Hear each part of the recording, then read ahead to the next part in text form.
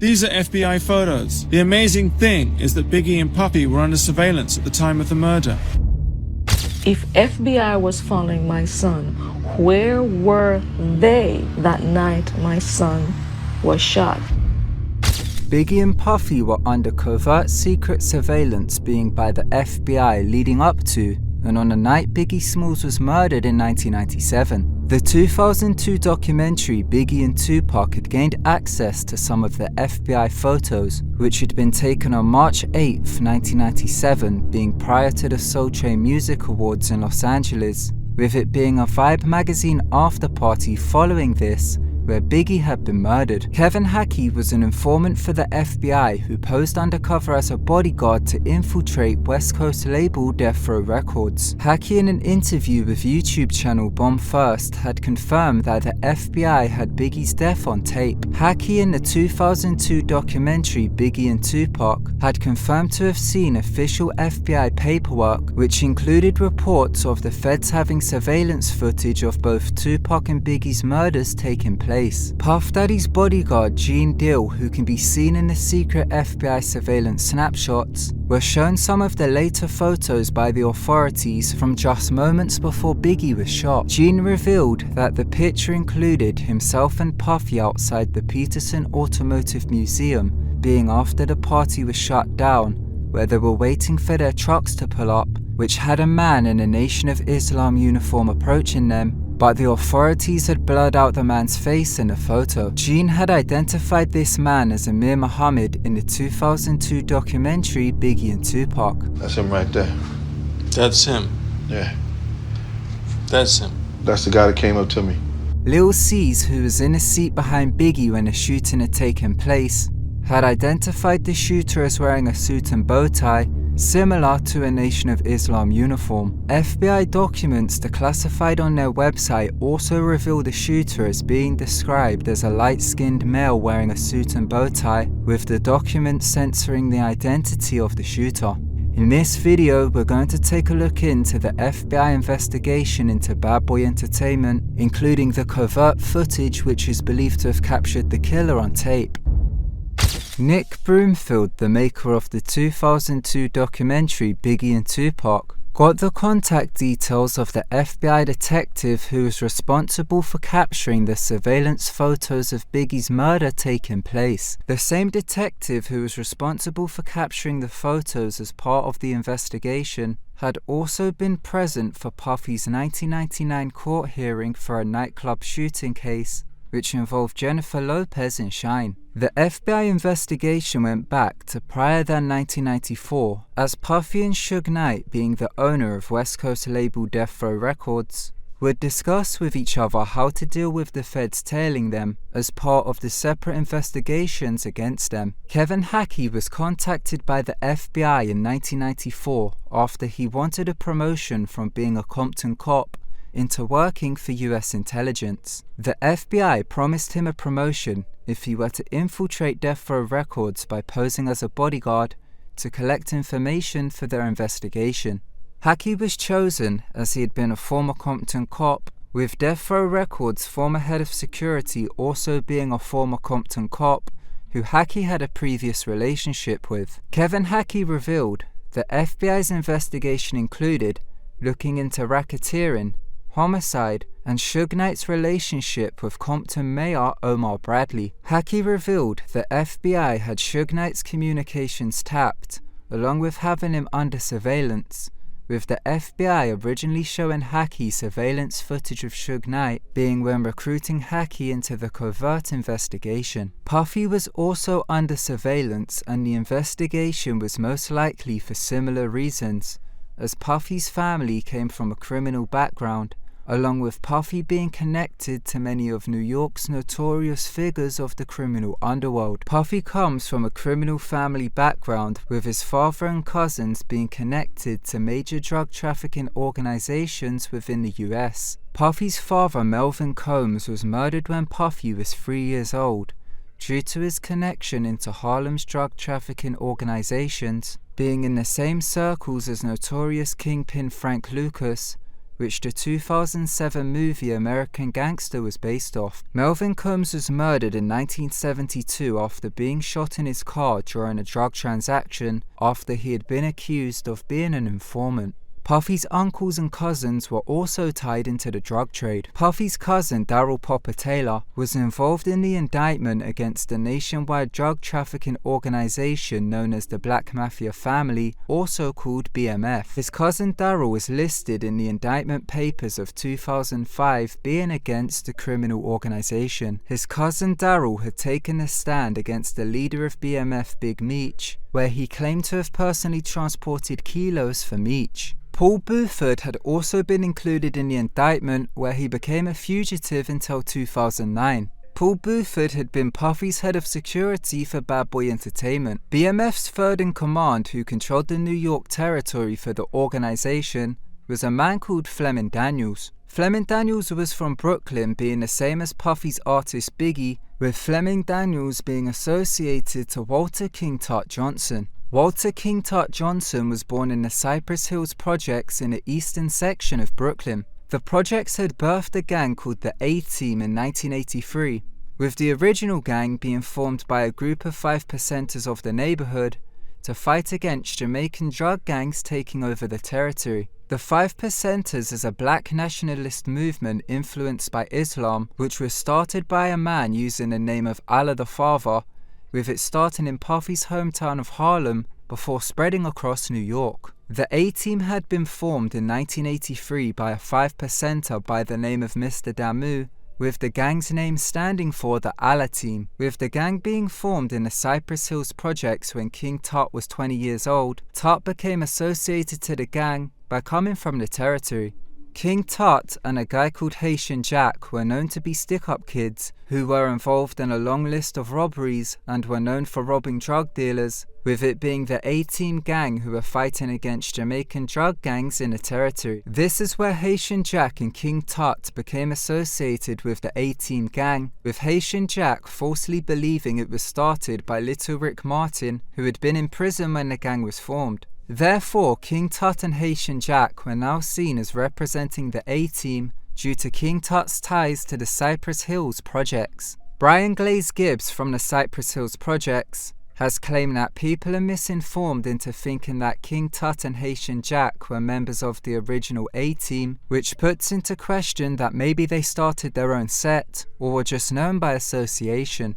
King Tut and Haitian Jack were now believed to be members of the A-Team, and due to this we're going to be referencing it as this name when mentioning the group. King Tut was found not guilty of shooting a plainclothes cop in 1993, and reports claim after this that he had begun a relationship with Puff Daddy to try and get involved in the entertainment industry. King Tut had carried out an interview with America's King magazine in 2006, where he had spoken on his relationship to Puff Daddy and how the FBI tried to pressure him into giving over criminal information regarding Puff. Puffy was fired from Uptown Records in 1993, where he then began his own label called Bad Boy Entertainment, having a distribution deal with Arista Records. King Tut in an interview said, quote, "I explained to Puffy, I could be beneficial to you. I have income coming in. Puff was like, yo, I heard some really bad things about you." Unquote. The interview claims Puffy agreed to work with King Tut and advised him to read a book called All You Need to Know About the Music Business.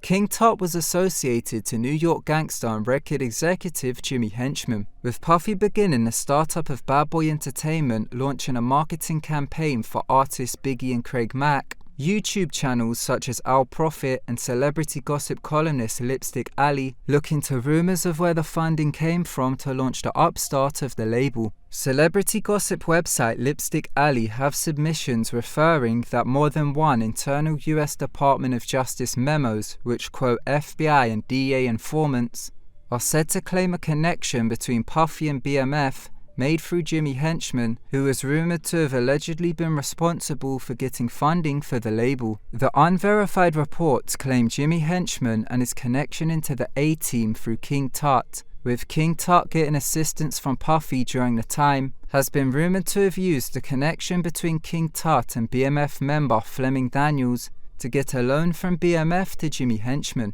The rumored reports claim Jimmy Henchman then allegedly provided the financing to Puffy, with it coming from BMF. Rumors claim Henchman and the A-Team were then extorting Puffy as part of providing the startup. Tupac spoke on this in a 1996 interview with Sway. The East Coast drug dealers got them under extortion. I came and f***ed up everything. Tupac also spoke on it in his 1996 song Against All Odds, with the lyrics being, quote, "Puffy getting robbed like a bitch. To hide that fact, he done some shit he shouldn't have did, so we riding for that," unquote. Tupac knew of the same rumors of Puffy allegedly being extorted by New York drug dealers, which he had came to learn after the A-Team gang were placed against him after he had refused to sign to Bad Boy.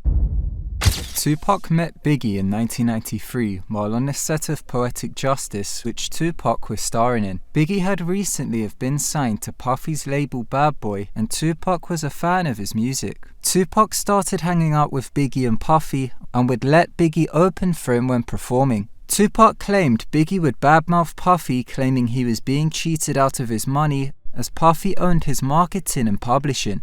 He was like, I hate Brooklyn, I hate New York, Puffy cheating me. Tupac was also under FBI investigation like Bad Boy Entertainment, with some of Tupac's files being released online, with a large majority remaining confidential due to national security reasons. Tupac had met Haitian Jack in November of 1993 while he was on the set of Above the Rim, which Tupac was filming for in Harlem. According to reports, Haitian Jack was trying to pressure Tupac into signing to Bad Boy Entertainment, with some believing this was tied into the extortion rumors of what is being referenced as the A-Team gang allegedly extorting Bad Boy. Tupac had revealed in an interview with Sway how Biggie had warned him about Haitian Jack. He told me, like, Pop, don't hang around this. I was like, what you mean? He's like, I'll talk to you about it later. The next time I saw him was at the studio where I got shot. Tupac's brother Mopreme Shakur revealed in a recent interview with YouTube channel Art of Dialogue how Tupac was considering with signing to Bad Boy until he began noticing certain things around the label but didn't elaborate on what this was.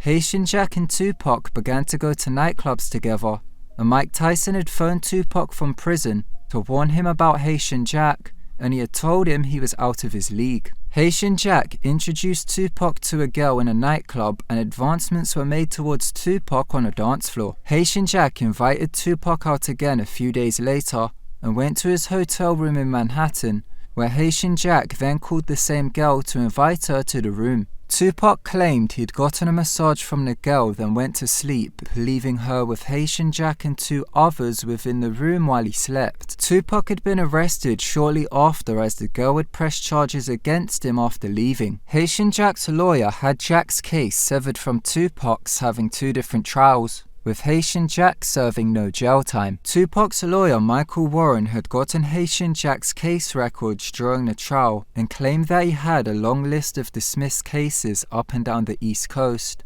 with Michael Warren telling author John Potash that this was indicative of a sign of a police intelligence agent. Tupac's New York trial lawyer, Michael Warren, who got that rap sheet, and all the charges were dismissed. And Michael Warren said that's a sure sign of a police intelligence agent. Tupac's cousin, William Lesane, during an interview with Cytonia Live, claimed to have seen paperwork on Haitian Jack which listed him as an informant, with Haitian Jack's former roommate, Ori Spado, also claiming Haitian Jack was an FBI informant. We saw the paperwork. He sued us. He sued the family. And we saw in his paperwork that he was a known informant. No bullshit. I saw it with my own eyes. Yeah. He was an informant for the FBI for a long time. Tupac was now aware of the snitch allegations against Haitian Jack and had later told Sway that he felt as if Jack had him set up in the case in an extortion attempt. She can make millions if she do it right. If she gets some guys and they all plan it, and that's exactly what they did. Tupac in 1994 had told New York Daily News reporter AJ Benza that he felt as if Haitian Jack had set him up in the case. Haitian Jack, with his association to the A-Team gang, claimed during an interview in the 2017 TV documentary Who Killed Biggie and Tupac that people associated with him started to plot against Tupac for bad-mouthing Haitian Jack due to how it would affect the reputation of the gang. There's always one in the crowd that has something to prove. The person at the time, we were real cool, and he felt like Tupac had no right to say what he said about me, especially in New York City. Jimmy Henchman later admitted to then setting up Tupac to be shot in November of 1994 to quote-unquote humble him, which came after he refused to sign to Bad Boy and began dissing Haitian Jack in the news. Jimmy Henchman paid A-Team affiliate and Tupac's friend at the time, Randy Stretch Walker, $2,500 to set up Tupac to be shot 5 times. Jimmy Henchman was with an artist he managed called Little Sean at Quad Recording Studio in Manhattan, being on the 30th of November 1994. Puff Daddy was also at the studio with Biggie and rap group Junior Mafia. Puffy's bodyguard Gene Deal claimed on the Art of Dialogue YouTube channel that Jimmy Henchman had told Puffy about the plan of Tupac about to be dealt with. Most of Puffy's former label Uptown Records were also at the studio, with reports claiming they were invited there by Jimmy Henchman to make an example out of Tupac. Jimmy Henchman told Tupac to go to the studio to receive $7,000 for a feature verse. When Tupac arrived, A-Team gang member King Tut, along with Dexter Isaac, shot Tupac 5 times and stole some of his jewelry, except for a $25,000 Rolex given to him by Haitian Jack. Tupac then rode the elevator up to where Puffy and Biggie were, claiming that they looked like they had seen a ghost. Tupac was sentenced to 4 years in prison the following day under his case with Haitian Jack. Suge Knight and Puffy were friendly with each other during the period of 1994 when the animosity had started with Tupac and Bad Boy. Suge Knight was also under an FBI investigation, and in 1994 former Compton police officer Kevin Hackey was tasked with infiltrating Death Row Records, working as an informant for the FBI and the ATF to collect information on the label. Hackey was contacted by the FBI due to his connection to Death Row Records head of security Reggie Wright Jr., who had also been a former Compton cop and had a previous connection with Kevin Hackey. The security service would provide police protection for the label. Hackey revealed how the FBI were investigating Death Row Records for racketeering, homicide, and Suge Knight's connection to Compton Mayor Omar Bradley. Suge Knight was connected to the MOB Compton Pyrus, being a set of the Blood street gang based in Compton. The book Labyrinth, a detective investigates the murders of Tupac Shakur and Notorious B.I.G., written by Randall Sullivan, revealed excerpts of Kevin Hackey's interviews with police detective Russell Paul, where the book claimed that the Blood gang members were allegedly also connected to drug trafficking on the street, all while being paid to supply gang enforcement. It was no secret that Death Row Records was involved in drug trafficking. It was drugs up there.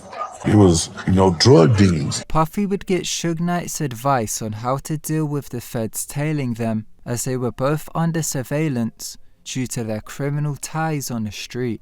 Puffy also had alleged ties into Compton street gangs, which were some of the mob Pyru's enemies, being the Southside Compton Crips. Puffy had a relationship with Harlem hustler and businessman called Eric Zip Martin, who had introduced him to Southside Compton Crip shot caller Keefy D in 1993.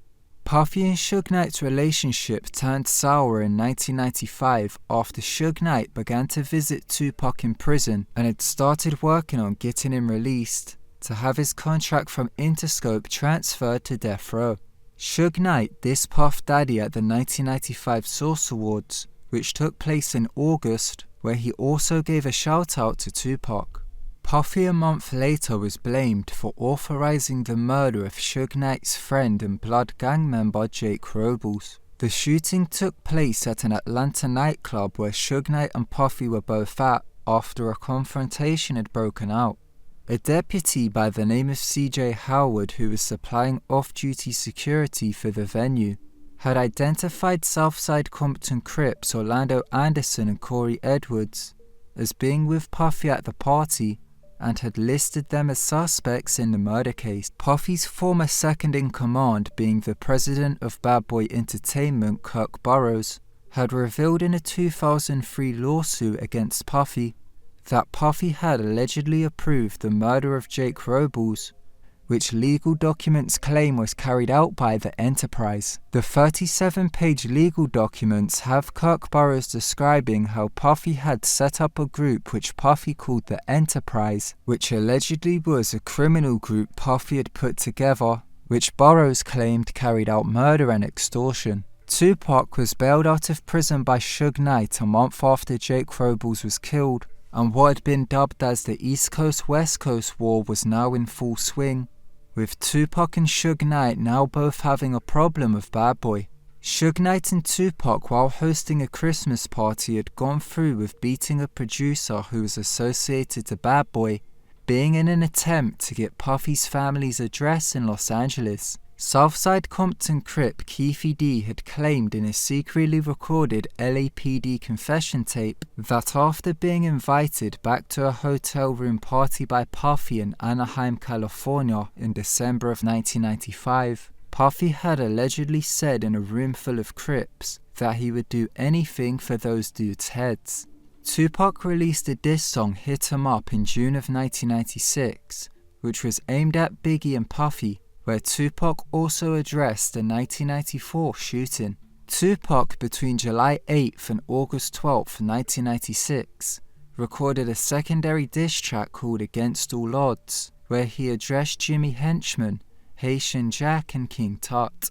He promised payback was coming to Jimmy Henchman and claimed Haitian Jack was working for the feds. Keefe D, during his secretly recorded confession, claimed that during this time in the summer of 1996, Puffy had allegedly asked to meet him at the Greenblatt's Deli in Los Angeles, where Puffy allegedly put out $1 million contract to the Southside Compton Crips to take out Tupac and Suge Knight. Tupac and Suge Knight were then shot at 13 times on the Las Vegas Strip, being 3 hours after they had beaten down Orlando Anderson, being in the MGM Grand lobby. Keefe D had confessed that it was the Southside Compton Crips who had carried out the shooting and was charged in 2023 for the murder. Keefe D had claimed that Eric Von Zip was in Vegas with them and allegedly had told them that it was the perfect opportunity to claim the $1 million bounty. Keefe D claimed he had later asked a Bad Boy associate about where the money was after Tupac had died from the shooting, but was told that Zip had kept the money. Puffy's bodyguard Gene Dill claimed in a Vlad TV interview that he had seen Zip with what he believed was the $1 million check, which had been given to him from Jimmy Henchman. Gene in the interview claimed it came from Jimmy Henchman, which was given to Zip under Blackground Records, which was Aaliyah's uncle's company, but this may have been confused with Zip's record label Black Rock Records, which Aaliyah had also been under before she died. FBI reports claim Zip allegedly used the money to buy a nightclub called the Zip Code. King Tut revealed in his 2006 interview with King magazine how the FBI had questioned him about Tupac's murder after it happened, with Tut saying in the interview, quote, "I was told if you don't play ball and you don't give us puff, you going down. I told them I'm not testifying for anybody, and I'm not testifying against anybody," unquote. 6 months after Tupac was murdered, Biggie was killed in a similar fashion. Biggie had arrived in Los Angeles in late February of 1997 and was shortly joined by Puffy to film for a music video in early March. Puffy had gotten LAPD officers to help with the security detail, which included the drivers who were responsible for setting up the cars for traveling. The Suburbans which were chosen were a specific model, which were designed with a government chip within them, which didn't allow the cars to go up to high speeds, as it would automatically cut the fuel supply to lower the speed. Biggie and Puffy attended the Soul Train Music Awards on March 8, 1997, with photos of FBI surveillance being released in the 2002 documentary Biggie and Tupac, being of them entering the event. They went to an after party following this where Puffy had seen Keefe D at the party, and Puffy had told him to remain at a distance as the feds were all over him. The party was shut down early by the authorities, and Gene Dill had escorted Biggie and Puffy outside the venue to wait for the drivers to get the cars. While here, Gene Deal identified a man by the name of Amir Muhammad, dressed up in a Nation of Islam uniform, as approaching Puffy, which caused Gene Deal to flash his gun to Amir, who he claimed then walked off in the direction of the shooter's vehicle. The Nation of Islam, which the uniform the killer was wearing, was also the original group which the 5%ers had split from, which then also formed into the A-Team gang. Gene Deal claimed authorities had later showed him snapshots of this taking place, but they had blurred out the face of Amir Muhammad. Amir Muhammad was the godparent to the kid of a police officer by the name of David Mack, who is a LAPD Rampart Division cop, who is imprisoned for a bank robbery in November of 1997. Puffy's car, after arriving at a red light, had run it due to the request of Gene Deal, with Biggie's car not following the same protocol, having it stopped at the red light. A black SS Chevy Impala, which was stopped on the corner, had fired into Biggie's car, killing him in a drive-by shooting. A car matching the shooter's vehicle was found at David Mack's home when the police had searched it under his arrest for the bank robbery. The same weapon and ammo type were also found during the search. The FBI released redacted files from 2002 being on their website in 2011 concerning the investigation into the murder of Biggie Smalls. The files claim the hit was carried out in such a professional manner that a single rogue gang member could not be responsible, and how would have to have taken a large contingency of people/officers. The files also claim that LAPD officers were seen at the party Biggie was at before being shot, and were documented as talking on cell phones prior to the hit taking place. The files describe the shooter as a light-skinned black male wearing a suit and bow tie. This is believed to be the same person in the blurred-out snapshot shown from the FBI surveillance to Gene Deal.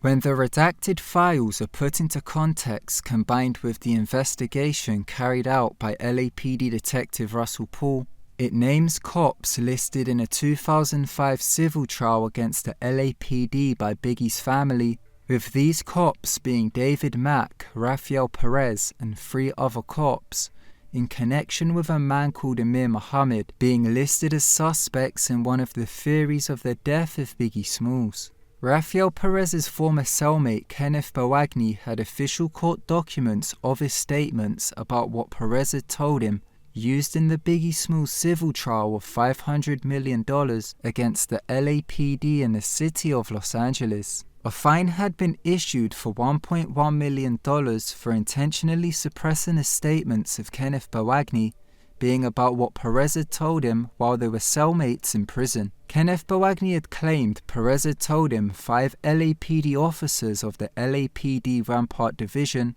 had allegedly have been behind the planning of the murder of Biggie Smalls, which allegedly included cops Rafael Perez, Nino Durden, David Mack, Kevin Gaines, and Sammy Martin. Kevin Gaines was directly connected to Death Row Records through Nightlife Management owned by Suge Knight's ex-wife Sharifa Knight, who was having an affair with Kevin Gaines, and claimed Kevin Gaines would provide work for his fellow Rampart cops to Snoop Dogg to work in off-duty security being paid in cash. The FBI reports revealed Kevin Gaines was on a special assignment for the LAPD in Las Vegas during the time the Tupac shooting had taken place.